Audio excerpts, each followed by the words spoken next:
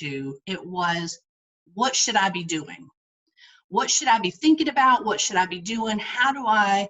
What do I make the most of this time? How do I make the most of this time? And then what should I be looking for post-pandemic? Right.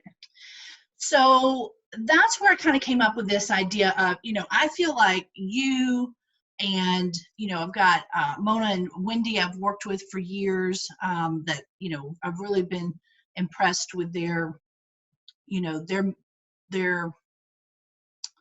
how do I want to put it? Just you have been women that I admire as far as how you stay in, not just in front of what's happening and think, okay, if this, then that, right? It's not Right. just a regurgitation of what Gary Vee said.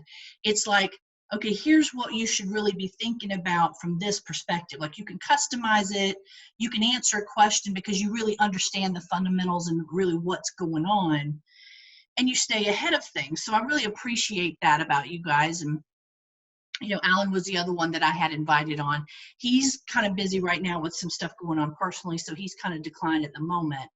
But I just thought, there's a lot of big professional people kind of pontificating on what they think may be happening. And Right. there's value in that. But I also have to wonder, are they at our level where they can really see what the everyday is really like and what's really going to happen for the little man? Honestly, especially? their audience, right? The big influencers, their audience are the go-getters, the ones who already understand enough to be dangerous and just need, to be directed and, lay out the path for me so that they can follow some model of success, right? Right. Whereas I work with small businesses or new businesses or businesses just trying to figure things out, and that level of content is overwhelming. In fact, a lot of them I have to explain to them what the word content means. And so while they flock to me because they know I'm in marketing, many of them don't understand that marketing can mean 100 different things. There's 100 different specialties in it, not all of them positive. And, I spend a lot of time educating people on use what you have where you are, right? Mm-hmm. So, instead of trying to chase the Gary Vee constantly pumping out content and repurposing it everywhere model, which just isn't realistic to most entrepreneurs who are trying to both run their business, or small businesses try to run their business and run their marketing and run their accounting and do, all of those pieces. I try to show people how to get started with where they are. And I'm really always trying to push content and educate on branding and on content, because most business owners don't understand. Most business owners have bought the hype that branding is your logo and website. And so as somebody who has a degree in graphic design, I know what designers are doing, and I get it, and they're well-intentional by selling branding to people. But it's like, if you don't understand enough about your business, if you don't know your mission, your vision, your values, how you want people to feel when they interact with your business, who your audience is, like if you haven't positioned yourself, and your brand before you go to the graphic designer, you're letting a graphic designer who knows very little about you and your brand, who isn't invested in your business, create your brand for you. And it's like, that's not something I would want to do, and it's not smart. But most people don't know what they don't know. Exactly. And then the other piece of that is my husband and I have both been in marketing a long time. I did it corporate for decades before, I stumbled into being a business owner. But the whole tips and tricks. What are the latest tips and tricks? What's the trend right now? I'm like, honestly, I know them. I follow all of that. I can tell you what they are, and you're not going to implement any of them, because you're not going to spend the time to figure out how to build an Alexa skill set. You're not going to spend the time figuring out how to build a chatbot chain. You're not going to spend time like doing any of these things that are the latest trends in marketing, right? And you're not going to hire a person to do it either, because it's expensive. So my best advice to people is something I call the 4 C's. Ooh, 4 C's. What are you going to commit to in marketing? Is it social media? Is it improving your copy and SEO on your website and building your online presence? Is it building your Google My Business page? What is it you're going to commit to on a regular basis? Blogging, videos, social media, doesn't matter. I can show you people who are successful doing all of it, right? What are you going to commit to? What are you going to do to be consistent? Because if you're just going to build it, this is not the field of dreams. You can't just build it and they will come. So if you're not going to be consistent in what you've built, don't bother. And then how are you going to build community around what it is that you do? I think we're really shifting from a sell, always be closing point of view to an always be connecting and building community and having conversations. So what are you going to do to build your own community? And then what are you going to do to build your credibility? Right? Whether it's SEO, writing a book, speaking, going to networking meetings, what are you going to do to build your credibility so people can start to know, like, and trust you, which is the key point, right? So that, you look like a legitimate business and you're building authority. So those are the 4 things you got to do to be smart as a business owner. How you do those things are less important than those 4 things. That's great. I know that you have given talks on this, and I know that branding is your jam, that you have really, and I love your branding. I love the Marvel and everything that you do with that, and your graphics are awesome. So I've really been following what you've been telling other people, because branding, to the degree and the art form that you really have brought it up to, that's nothing I've really seen with people I've worked with or that I've ever done. So, I really think that you are the authority on branding. It's just because I'm geeky about it. I've been geeky about it a long time. I ran across it probably when it was brand new. There's a guy named Marty Zumeyer who wrote a book called The Brand Gap, and he did this presentation that ended up getting stolen and shared on the internet millions of times, right? And so it completely changed the game in terms of how we think about branding, because a couple decades ago, branding was something that an ad agency created for you. And today, it's really important that branding starts with you as the business owner first, and then you build everything out of that. Like, you can change your marketing strategy over and over and over again, and that's not changing your business, right? But you can't change your brand over and over again without confusing people and, having a real problem gaining traction. But 99.9% of the business owners I talk to, if I ask them about their brand, or if I ask them if they've done their branding work, they go, oh yeah, and then I'll ask them about it, and they'll start talking about their logo. And it's so painful to me, because it's like, you've bought into this idea that isn't true about what branding is. Right. So even I run into that with clients all the time when I'm trying to really, part of content marketing is getting their brand and voice consistent throughout all channels. And so when I really try to get who they are and what are they trying to convey. And a lot of times they can't answer those questions. No, they can't. Never They've never even thought of it. to think about it, right? They're like, what's your brand voice? Professional? Yep. Okay, we got some work to do here. Friendly? Well, that's good. What else? Like, what makes you different? Exactly. And then I teach branding classes, and I had this one lady in my class, and in the middle of my class, and the whole reason I started teaching branding classes because marketing people would come to me without a brand. And so I was trying to reverse engineer it. Okay, clearly we have to start back here and not up here. And then this young lady in my class was like, well, what if I don't know what makes me different? I'm like, and then I went home and I started thinking about that. Like, how do I reverse engineer that? Because she can't be the only one sitting there going, what makes me different? And then it was like, crap, well, this is self-awareness. Yeah.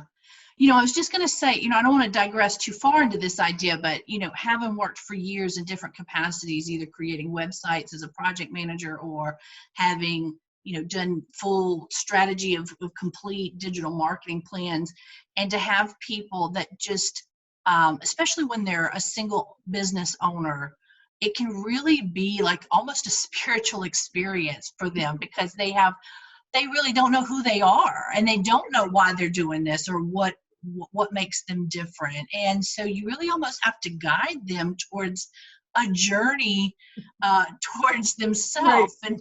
and self-exploration before you can really get to this. And so Which that, is so like ethereal, right? And so I created both a presentation and a talk called Being Before Branding: The Importance of Self-Awareness in Your Business, where I talk about how you have to deprogram yourself from, as children, we're all taught to fit in, we're taught to conform, we're taught to be like everybody else. In order to be successful, we have to mirror what we're seeing around us. And then you become an adult, or worse, a business owner, and that doesn't work. That strategy is the opposite of effective. You have to figure out how to stand out and get attention and be interesting and differentiate yourself. But we were raised believing that the key to the road to success was to fit in, and yes, to be successful as a business, you have to stand out. And that's so interesting. I love the way you put that, because that's the most eloquent way I've ever heard it put, because it's so true. I've thought it, but I've never been able to express it quite like that. So then part of my brand is encouraging other people to own their own weirdness, own what makes them geeky, chase their curiosity, be comfortable enough with who you are that you can stand up and offer something different. Like this whole thing right here, most normal people would be like, I'm not going to create a marketing company based around superheroes, because it's really going to narrow down, niche down my audience, right? And it's true, there are women who have looked at me like I've lost my mind. But then there are other women who come to me like, I love Wonder Woman. Those middle people who aren't really geeky and into superheroes but love Wonder Woman. And it's cool because it gives us, that they feel that superpowered, supercharged, go get it, and they like it and they're drawn to it. And then the real geeky people who are like, oh my God, I just love your brand, right? And so a lot of businesses are so afraid of eliminating people, trying to be everything to everyone, that they don't realize that being everything to everyone means they stand out to no one. Exactly. And you have to start small to get big. You have to start with a small niche, a small audience, a small community, and really be impactful and nurture that to start building on that and get big. You can't just jump into the void of all the noise and go, pick me, look at me, pick me, and get attention that way. Exactly. Everybody's shouting out into the void, pay attention to me. Right? Exactly. I agree wholeheartedly. Well, I want to ask you a quick question then, just kind of based on that. Two things that have come to mind. One, there's a lot of people talk about personal branding, and like, I guess the younger generations, for them, their business is them, what they're into, what they're doing, they're just kind of growing up in an influencer, if I'm saying it correctly. It's become a hard word today for whatever reason. Generation. So they're concerned about personal branding almost from, a tween on forward, because that's when they're going to be developing. Well, think about it from the flip standpoint. We no longer, businesses have taught us that employee loyalty is not a thing. You can be let go at any time, regardless of seniority, regardless of experience, regardless, right? And so the result of that is that, especially with the younger generations, there's no longer company loyalty. It's expected that you'll move from position to position and go up the ladder, not within your current company, by taking better positions, every couple of years. So there's that expectation. But there's also HR departments actively look at your social media profiles before they decide whether or not to hire you. So young people have to be thinking, like, they'll do a Google search on you. They'll look, it's part of the process now. They'll look at your Facebook or Instagram or TikTok or whatever it is that you're putting out into the world to make a determination on whether or not you're going to be a good employee. So if you're not thinking about your personal brand pretty early on and what you stand for and what you want to put out in the world, and let's be honest, at 19, none of us knew that.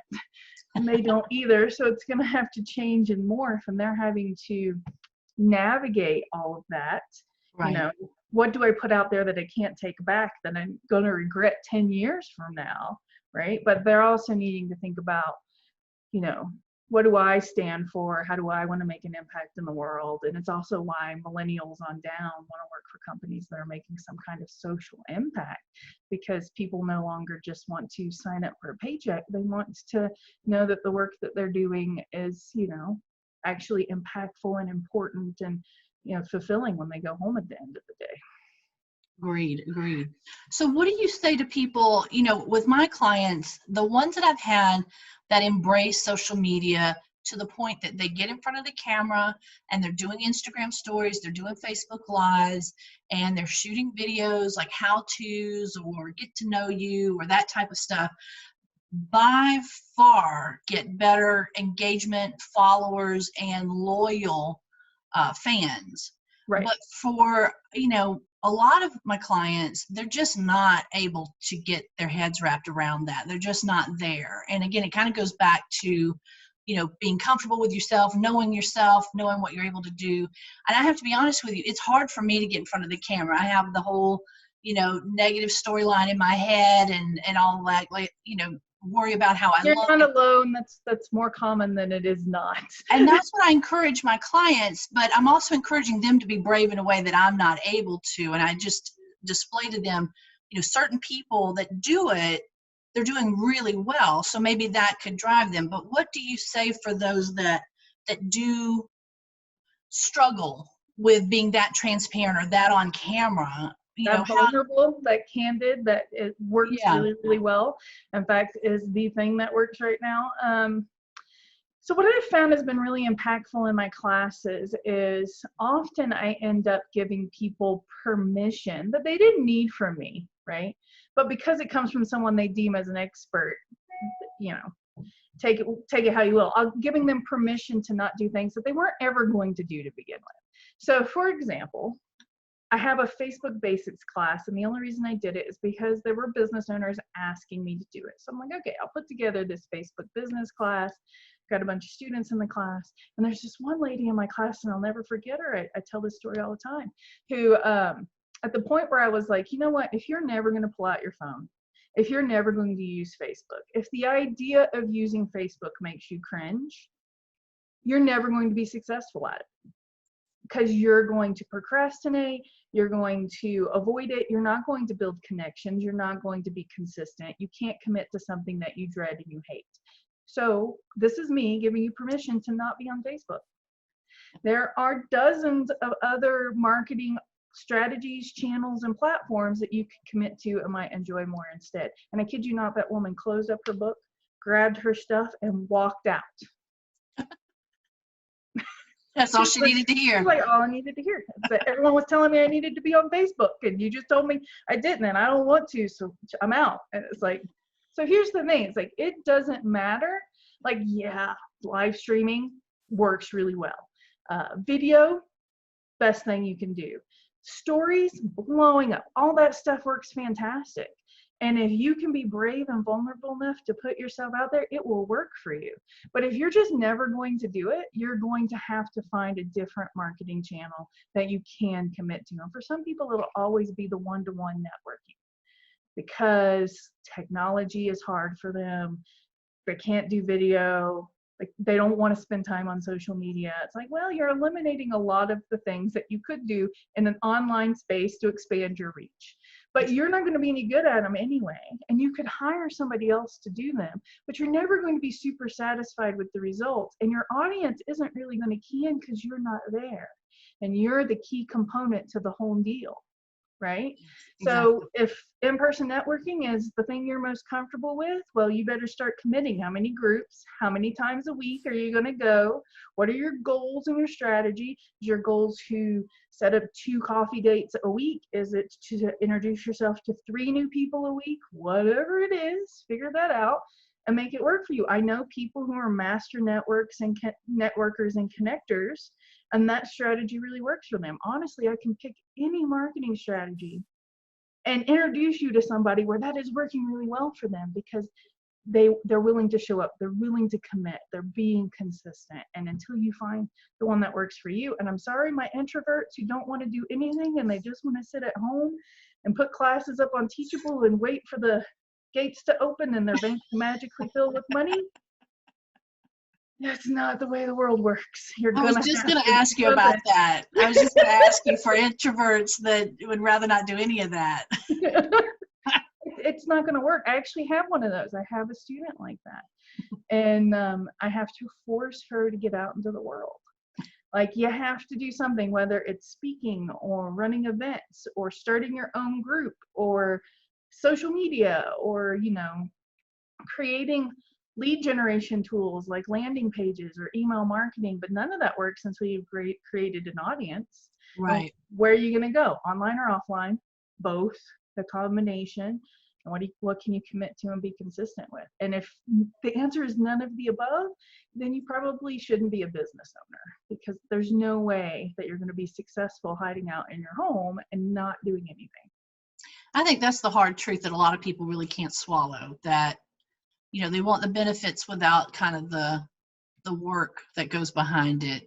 They want the tip or trick to success. It's like that person that you're thinking about in your head is successful because they were willing to commit and be consistent with something, not because they chose YouTube or Facebook or Instagram or stories or Alexa or whatever it is, fill in the blank. Right. It's because they were brave enough. It's because they were brave enough to put themselves out there, right? Right. So what I'm hearing is then if people would just take the 4 C's and then kind of determine, you know, it goes back to that first C, commitment. What are you willing to commit to? And if you said it, you're never going to commit to it. You'll always procrastinate on it. Well, and I have to say too, to your point, if you you say, well, okay, obviously Facebook is where my audience is, and I don't like Facebook. I'm morally opposed to Facebook. You know, you've got a million reasons why you don't like it, but that's where I'm going to go. And you go begrudgingly. That too is not a good approach. You have to have a good attitude and say that, you know, I'm doing this, you know, from some kind of positive place, because it shows. It's kind of like when your husband doesn't want to see a movie you're dragging him to go see. He's and not going to enjoy it no matter what. Yeah. It's the same thing. We can tell when you're miserable, you know? So thanks for bringing your misery with me and keeping me from completely enjoying the experience. That's awesome.